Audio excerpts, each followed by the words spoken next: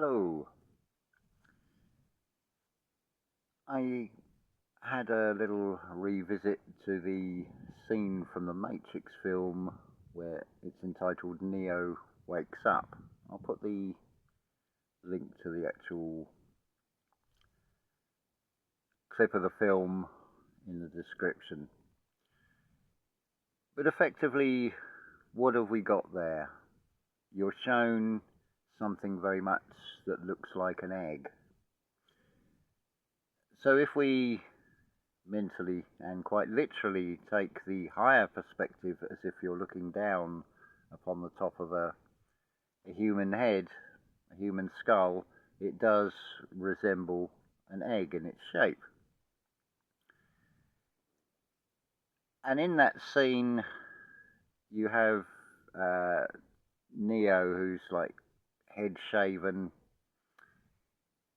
He's in a fluid, and there's all these connections, and it's about connectivity. Seeing the con and seeing the mirror. What is the film actually displaying here? I would suggest that it's talking about the skull. The wires that are connected to the body is very much about this matrix. It's trying to convince you and connect you that you are the physical body and nothing more than that. So what the film is displaying is like a mirror. The disconnect from the matrix is exactly what to do. If you think of the fluid as being like brain fluid, if you think of the connections, it's a reconnect, if anything. You're reminding yourself, because your 12 cranial nerves represents the 12 disciples. So if we switch over to the biblical story, of course, there's one of those 12 that stands out like a sore thumb, who sells out. That's the one to be most readily recognized of the 12 cranial nerves, the 12 disciples. It's the one that's going to bring you the fears and try and pull you down, keep you in that comfort zone of no, don't go down that road, don't look into that, you don't know where it's going to lead, be fearful of it, you're better off staying here, and all this type of thing, all these thoughts that it's coming from that Judas equivalent of the cranial nerve, shall we say. But it's a necessary role, because it is one that is worth observing, but then realizing what it's actually doing.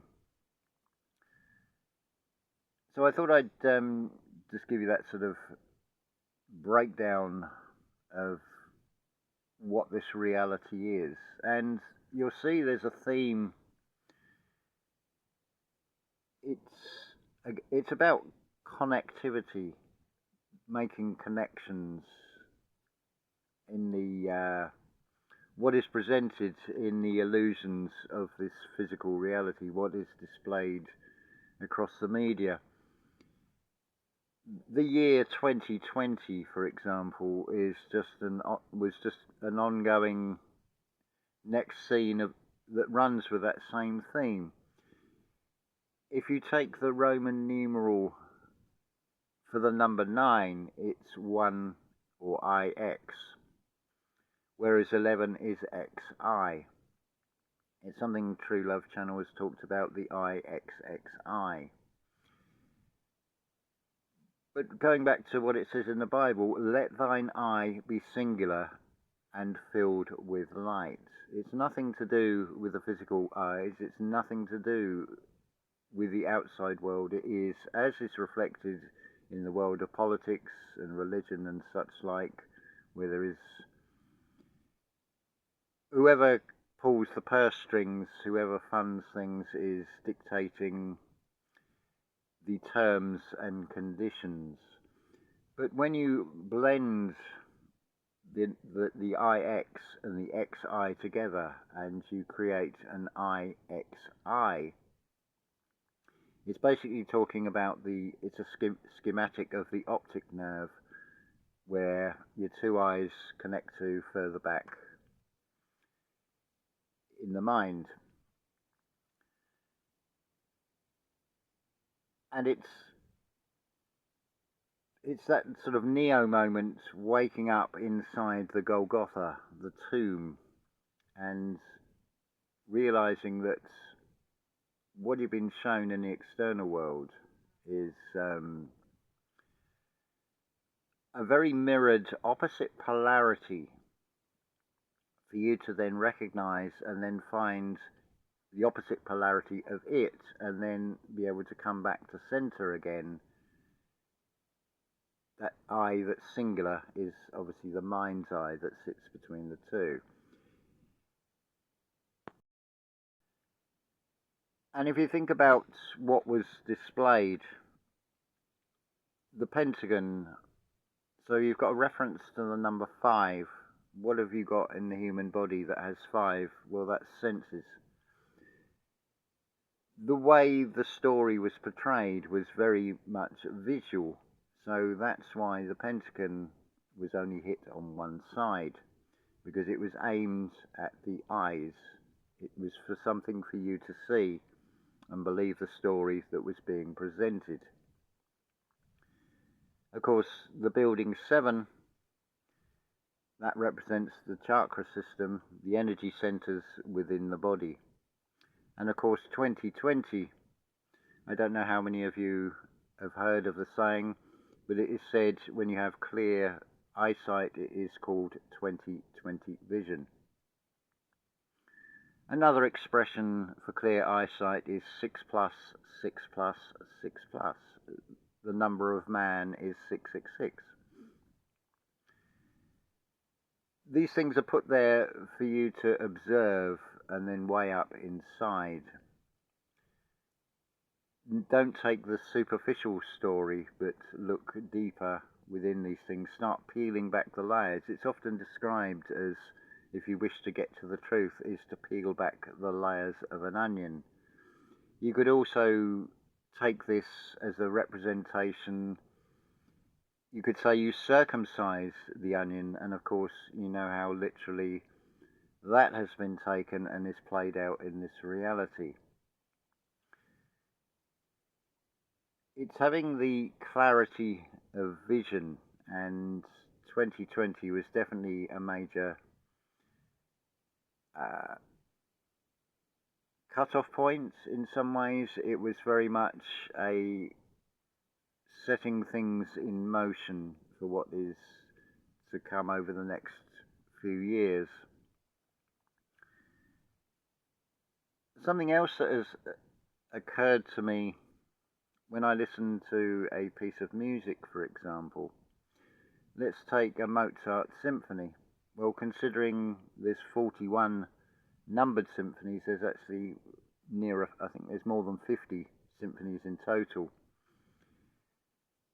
And that's just Mozart's. But then if I add in music dramas of Wagner, the Beethoven symphonies, how much time is that going to take to hear all these things? Some of the pieces of music I haven't heard for many years, and you hear them again and it's like, yes, it's a long time since I've heard that. But then, looking at the past, I then look the other way and look to our perception of the future. I wonder how many times I hear a piece of music, and will that be the last time in this physical being, in this reality, that I will actually hear that piece of music? Which, the reason I'm saying this is it highlights the finite nature of this reality. Who knows how long any of us have actually got? There's no coded message to say that I'm terminally ill or anything, so don't get worried about that. What I'm actually saying is enjoy the moment, appreciate the time you have, don't waste it away with fears and doubts and worries, because there is actually nothing to doubt or fear. What you're presented with is illusions and a, a disconnect from the internal, and an enticement to connect with the external at the expense of the internal. So you do yourself a huge disservice, as it were. So it's about bringing yourself in balance whilst you are in this reality and you're shown so many things. The best guide that you can have really is art. As I've said on video before, if we take the what is it? I can't even remember what it's from. Is it called the Lord's Prayer? Our Father who art in heaven. It's down to the translation and the misinterpretation of taking things literally. It requires the pauses, just like in life. It requires pauses, not always doing, but having time to reflect. So therefore, when you hear it said in the right context, it's our Father.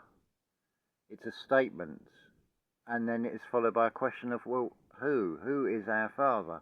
And the answer is art in heaven. Where is heaven? It's the imagination. It's where all art comes from. The artist is the medium of expression of the great artist. You only got to look around. Yeah, okay, you can't see it very clearly there, but that's to give you an impression. The green screen, the blue sky, that backdrop, that is the living picture of the great artist of this reality. Now, you could say that it's the demiurge, which I would agree with. It does look very attractive, it's very alluring. It's finding the balance, of course, of, okay, if this is a world of illusions and it seems and can seem a very unpleasant experience, balanced with some things of beauty like nature. Well, how else would something false appear, an illusion appear? It would appear as appealing and appealing. You've got to peel back the layers. But it would appear in a way that is enticing. This is reflected in the present day with the medium called the media, which is always trying to entice you and get your attention, which of course will cause attention in the mind. It sets up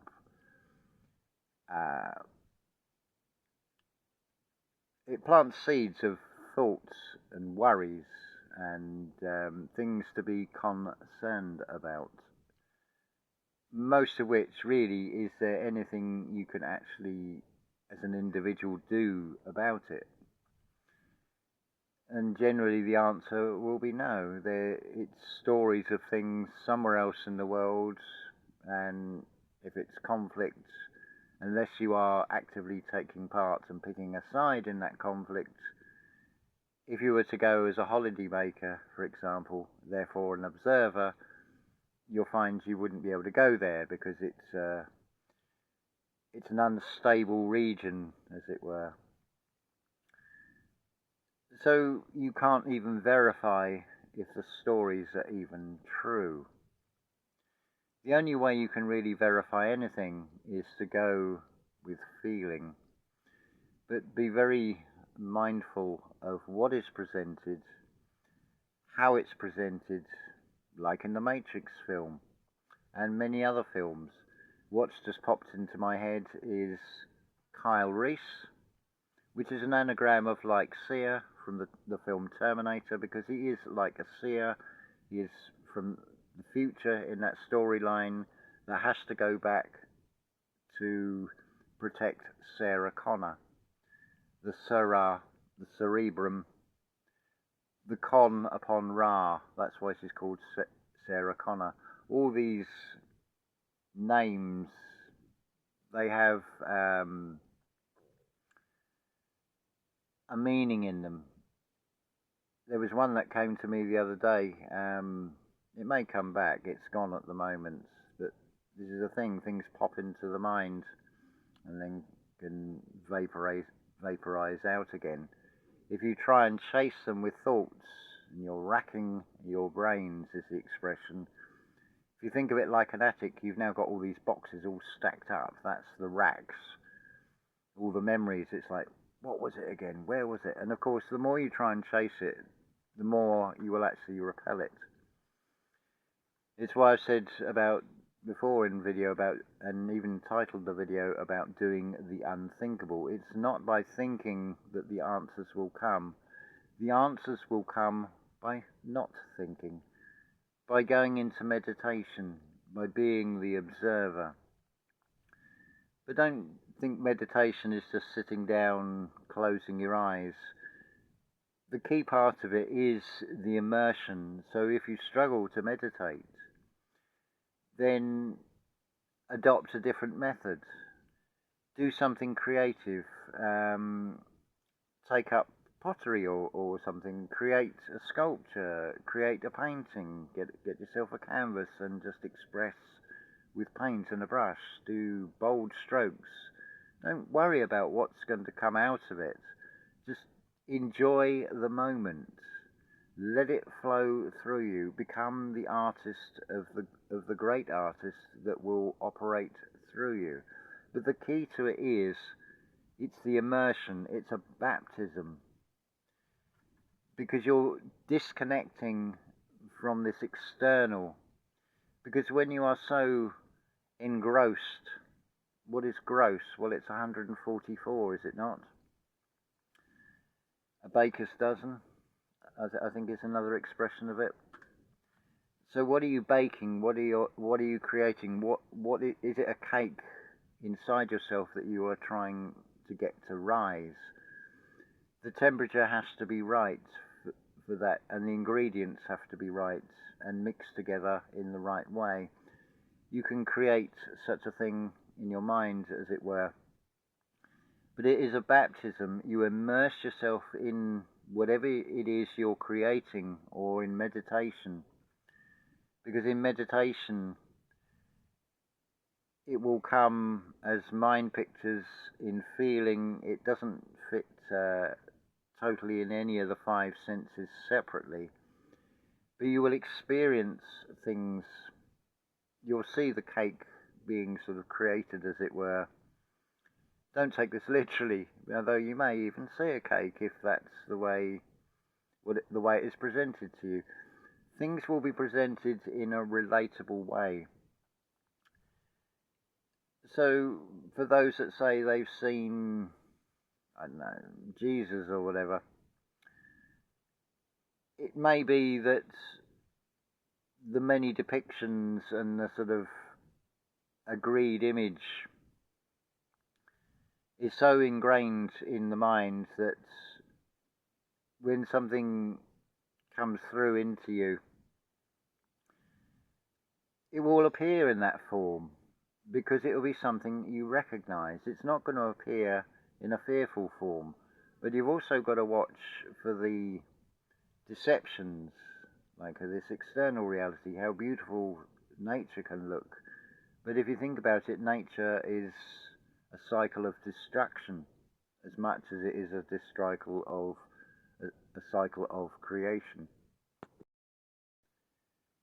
But the one thing that I have found about anything to do with what you would perceive as the evil or the darkness, if you think about the word evil, for example, it's just a rearrangement of live.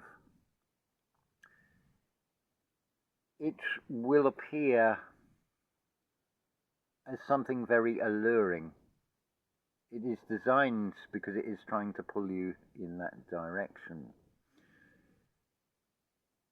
And yes, what I found about this reality is and anything to do with this perceived darkness, this perceived evil, it does not have the ability to create anything original. It is all a twist on something that is. It just requires undoing that twist. So if we go back to, as I started talking about this video, to do with vision, and the theme of it's all to do with vision through the television, for example, through what is portrayed through the media. It's trying to grab your attention, but consider the deeper layer to it. What is it really showing? What's its opposite polarity, for example, would be a way of asking the questions. And of course, when you are asking questions, again, if we use the pauses and we play with the timing, so you're not asking questions, you are as king, quest eye on. It's referring to the mind eye. You're observing, you're watching, and then you're weighing things up. You're seeing within the truth of it. Remember, the word truth has you right in the middle of it. So that's just a few thoughts I thought I'd share in this video. It's amazing contrast. Overnight it's been quite strong winds here. Now all of a sudden, just prior to making this video, it calmed right down like it never existed. Winds is also described as air. It's described as spirit and the winds of change and things and all that. Observe and enjoy the moment. Though, for example, it was quite blustery, but at the same time I appreciate it because it helps dispel the heat. It's still something of a bit of a heat wave here in the Algarve at the moment. But right now it's a nice, pleasant temperature. So I thought I'd just share these thoughts. And yes, I'll put the link in the description to the Neo Wakes Up segment from the film The Matrix. One final point on that as well. There is a disconnect when he wakes up and then he falls. Now if you internalize that, the waking up, the place of the sun where your Christ consciousness is, it's not at the root. The saying is you have to get to the root of the problem. Likewise, the energy, that Christ consciousness, has to start in the solar plexus. It doesn't rise to start with, it falls to the root. You get to the root of the problem and then it rises up inside you to the heavens. And of course it replicates the N, the letter N. Because as well as rising up to the crown, don't forget that it also now needs to come back to heart center.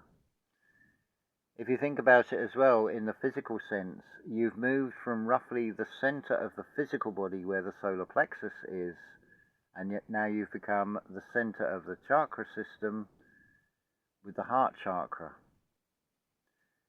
So you've raised up the center. You're seeing the middle path from a higher perspective, is another way of expressing it. And what also has popped into my head, if any of you are still listening to this by this stage, don't forget, I bring good news, shall we say. I offer 3-card Reiki... Start again. Can you not tell it's Mercury retrograde? I offer three 3-card tarot card readings. I offer Reiki. I offer a befriending service if you're struggling with anything in life. So whatever you perceive as a problem, I may be able to say to you, well, hold on a minute. Have you seen it from this angle? Have you considered why this is happening, not to you, but why this is happening for you? That's a sort of, can be a game changer. That's what I have the most passion for, because it fills me with a beautiful feeling inside that I've helped another, and I've helped to dispel the negativity and try and play a small part in just trying to bring some sort of balance into this reality in the time, in this physical being that I happen to be. But as and when the time comes that I step out of this reality, well, so be it. But while I'm here, I'm going to enjoy it. I'm going to be in the moment. If the feeling takes me that, oh, that's a long time since I've heard a particular piece of music, I may well just go and listen to it. Possibly knowing that that might be the last time I actually hear that piece of music, because time in this reality is finite. But I'm not going to, oh no, this is the last time I'm going to hear this. There's not going to be anything mournful or sorrowful about it. Quite the opposite. It's going to be, yes, I really enjoyed hearing that. I've got that experience. I've got something out of it. If I do happen to hear it again, then that's an extra bonus. If I don't, then I have still got the feelings I got from that piece of music to carry with me. And what are you going to carry out of this world, really?